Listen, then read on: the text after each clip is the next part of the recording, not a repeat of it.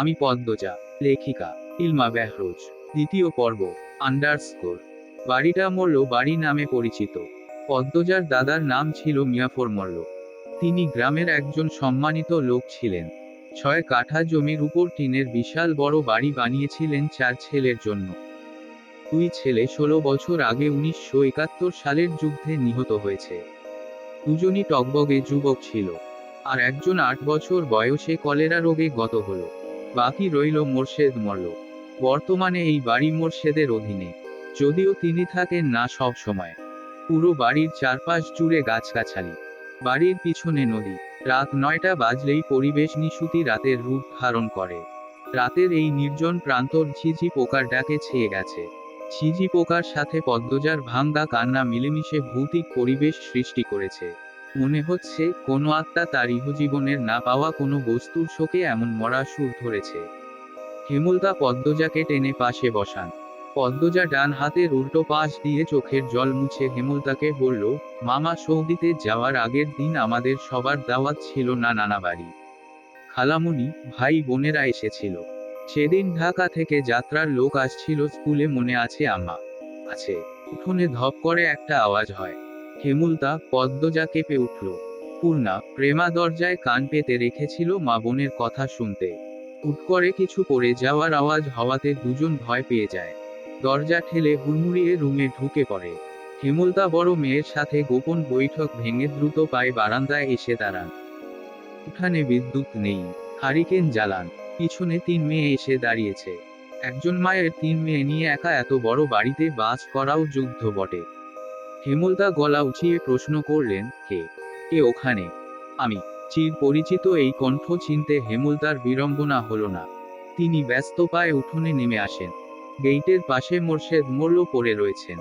গায়ে চাদর। হাপড়ের মতো বুক উঠা নামা করছে তার। যেন দম ফুরিয়ে যাচ্ছে। হেমলতা হাতে মোর্শেদকে আঁকড়ে ধরলেন। পদ্মজা, পূর্ণা দৌড়ে আসে। মোর্শেদের এমফাইসিমা রোগ আছে। এ রোগে অল্প চলাফেরাতেই শ্বাসটানের উপক্রম হয় এবং দম ফুরিয়ে যায়। শ্বাস নেবার সময় গলার শিরা ভরে যায়। 3 মা মেয়ে মোর্শেদকে ধরে রুমে নিয়ে আসে। মোর্শেদ এভাবেই হুটহাট করে বাড়ি ফেরে।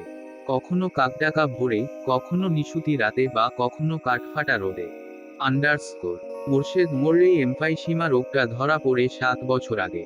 মোর্শেদের অ্যাজমা ছিল, আবার ধূমপানে খুবই আসক্ত ছিলেন। ফলে ফুসফুসের এই রোগটি খুব দ্রুত আক্রমণ করে বসে। মোর্শেদ খানিকটা সুস্থ হয়ে রাত 1টার দিকে ঘুমালেন। পূর্ণা, প্রেমা রুমে গিয়ে শুয়ে পড়েছে। পদ্মজা বারান্দার রুমে ঝিম মেরে বসে আছেন। জানালার বাইরে চোখের দৃষ্টি। জ্যোৎস্না গলে গলে পড়ছে। কি সুন্দর দৃশ্য। পদ্মজার মন বলছে, মা আসবে তার খোঁজে। পুরোটা ঘটনা শুনতে আসবেই। সত্যি তাই হলো। কিছুক্ষণ পরই হেমলতা আসলেন। আম্মা, বাতিটা নিভিয়ে দাও, বলল পদ্মজা, কণ্ঠ খাদে নামানো। হেমলতা বাতি নিভিয়ে পদ্মজার পাশে বসেন। পদ্মজা তৈরি ছিল তবুও অপ্রস্তুত হয়ে পড়ে। খুব অস্বস্তি হচ্ছে। সে গোপনে দীর্ঘশ্বাস ছাড়ল।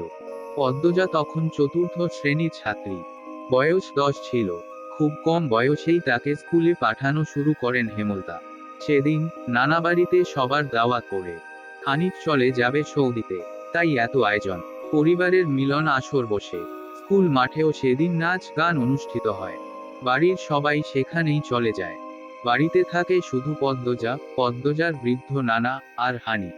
পদ্মজা ঘুমে ছিল তাই বাকিদের সাথে যেতে পারেনি। যখন ঘুম ভাঙে আবিষ্কার করল বাড়িতে কেউ নেই। মোর্শেদ হঠাৎ করে অসুস্থ হওয়াতে হেমলতা বাপের বাড়িতে উপস্থিত ছিল না। পদ্ম নাকি? পদ্মজা বাড়ি থেকে বের হওয়ার উপক্রম হতেই কানে আসে হানিফের ডাক। পদ্মজা মিষ্টি করে হেসে মাথা নাড়াল। হানিফের লোলুপ দৃষ্টি তখন পদ্মজার সারা শরীর ঘুরে বেড়াচ্ছে। এইটুকু মেয়ের ফর্সা চামড়া বিকৃত মস্তিষ্কের হানিফকে যেন বড্ড টানে। আয় তো, আমার ঘরে আয়। সহজ সরল শিশুসুলভ পদ্মজা মামার ডাকে সাড়া দিল। সে শুনেছে, মামা ভাগ্নে যেখানে আপদ নেই সেখানে। অথচ সেদিন সে মামাকেই ঘোর বিপদ হিসেবে জানল। পদ্মজা রুমে ঢুকতেই হানিফ দরজা লাগিয়ে দিল। পদ্মজার মন কেমন করে উঠে হানিফের অদ্ভুত চাহনি আর দরজা লাগানো দেখে। হানিফ কুৎসিত অঙ্গভঙ্গি প্রদর্শন করতে থাকে। পদ্মজার দেখতে খুব খারাপ লাগছে। ভয় করছে। এদিকে আয়, তোর লগে গল্প করি। হানিফ বিছানায় বসে পদ্মজাকে কাছে ডাকে। পদ্মজা কাছে যেতে সংকোচ বোধ করে। হানিফ পদ্মজার ডান হাতে ধরে টেনে কোলে বসায়। তুই জানোস, তুই যে সবার থাইকা বেশি সুন্দর। হানিফের প্রশ্ন পদ্মজার কানে ঢুকেনি। সে মোচড়াতে থাকে হানিফের কোল থেকে নামার জন্য। আপত্তিকর স্পর্শগুলো পদ্মজার খুব খারাপ লাগছে। কাঁদতে ইচ্ছে হচ্ছে। মুছরাজ ক্যান রে ছেড়ি, শান্তিমতো বইয়া থাক। মামা মেলা থাইকা সাজনের জিনিস কিনা দিমু। হানিফ শক্ত করে দু হাতে ধরে রেখেছে পদ্মজাকে। পদ্মজা কিছুতেই নামতে পারছে না। মামা, আমি চলে যাব। কাদো কাদো হয়ে বলল পদ্মজা। কই যাবি? মামার ধারে থাক, বলল হানিফ। হানিফের শক্তপোক্ত হাতের স্পর্শগুলো শুধু অস্বস্তি দিচ্ছে না, স্পর্শকাতর জায়গাগুলো ব্যথায় বিষিয়ে উঠছে। পদ্মজা কেঁদে উঠে ভেজা কণ্ঠে বলল, বাড়ি যাব আমি, ব্যথা পাচ্ছি মামা। হানিফ হাতের বাঁধন নরম করে আদুরে গলায় বলল, আচ্ছা, আর ব্যথা দিতাম না, কান্দিস না। পদ্মজা চট করে কোল থেকে নেমে পড়ে। হানিফকে তার আজরাইল মনে হচ্ছে। মায়ের কাছে সে আজরাইলের অনেক গল্প শুনেছে। আজরাইল যখন জান নিতে আসবে তখন শরীরে খুব কষ্ট অনুভব হবে। এই মুহূর্তে যেন ঠিক তেমনই অনুভূতি হলো। তাহলে তার হানিফ মামাই আজরাইল। পদ্মজা দরজা খুলতে পারবে না, তাই হানিফকে ভীতিকণ্ঠে অনুরোধ করল, মামা দরজা খুলে দাও। কেন? আমি তোরে যাইতে কইছি। হানিফের কর্কশ কণ্ঠের ধমকে পদ্মজা ভয় কেঁপে উঠল। তার চোখ বেয়ে জল পড়তে থাকে। হানিফ পদ্মজাকে জোর করে কোলে তুলে নেয়। পদ্মজা কাঁদছে। তার খুব ভয় লাগছে। বারবার বলছে, মামা আমি বাড়ি যাব। হানিফের তাতে বিন্দুমাত্র ভ্রুক্ষেপ নেই। বাড়িতে কেউ নেই। বৃদ্ধ সৎবাবা কানে শুনে না। পদ্মজা হানিফকে কিল ঘুষি দিতে থাকে। সেই সাথে জোরে জোরে কান্না শুরু করে। এভাবে কাঁদলে পাশের বাড়ির যে কেউ চলে আসবে। হানিফের রক্ত টগবগ করছে উত্তেজনায়। সে দ্রুত ওড়না দিয়ে পদ্মজার মুখ, হাত পা বেঁধে ফেলল। পদ্মজার দু চোখের পানি হানিফের চোখে লাগেনি। হানিফ ভীষণ আনন্দ পাচ্ছে। পৈশাচিক আনন্দ পাচ্ছে। সে সিগারেট জ্বালায়। খুব আনন্দ হলে তার সিগারেট টানতে ইচ্ছে হয়। সিগারেট টানতে গিয়ে মাথায় আসে নৃশংস ইচ্ছে। নাক মুখ দিয়ে ধোঁয়া উড়িয়ে সিগারেট দুই আঙ্গুলের মাঝে রেখে পদ্মজার বাম পায়ের তালুতে চাপ দিয়ে ধরে রাখে। পদ্মজা হাউমাউ করে কেঁদে উঠল। হেমলতা দু হাতে শক্ত করে মেয়েকে বুকের সাথে জড়িয়ে ধরেন। পদ্মজা কাঁদতে কাঁদতে বলল, আম্মা, তখন আমার খুব কষ্ট হচ্ছিল। আমার দমটা বেরিয়ে যাচ্ছে মনে হচ্ছিল। আমি তোমাকে খুব ডাকছি আম্মা, তুমি আসনি। একক উদ্ধৃতি চিহ্ন। পদ্মজার কথাগুলো হেমলতার বুক রক্তাক্ত করে দেয়। এ যেন 1971 সালের পাকিস্তানিদের নৃশংসতা। নিজের চোখে তিনি দেখেছেন পাকিস্তানিদের নিষ্ঠুরতা। হানিফ আর তার দেখা অত্যাচারী পাকিস্তানিদের মধ্যে কোনো তফাৎ নেই। হেমলতা নির্বাক, বাকরুদ্ধ। শুধু অনুভব হচ্ছে, তার বুকে পড়ে আদরের পদ্মজা হাউমাউ করে কাঁদছে। সর্বাঙ্গ যেন কাঁপছে। হানিফকে ক্ষত বিক্ষত করে দিতে হাত নিষ্পিস করছে। সেদিন একটুর জন্য পদ্মজা ধর্ষণ হয়নি। বাড়িতে সবাই ফিরে এসেছিল। পদ্মজা পোড়া স্থানের যন্ত্রণা সহ্য করতে না পেরে অচেতন হয়। বাকিটুকু আর পদ্মজাকে বলতে হয়নি, হেমলতা জানেন। পদ্মজার গা কাঁপিয়ে জ্বর আসে। 21 দিন বিছানায় ছিল। ততদিনে হানিফ দেশ ছেড়ে চলে যায়। পদ্মজা ভয়, লজ্জায় ঘটনাটি কাউকে বলেনি।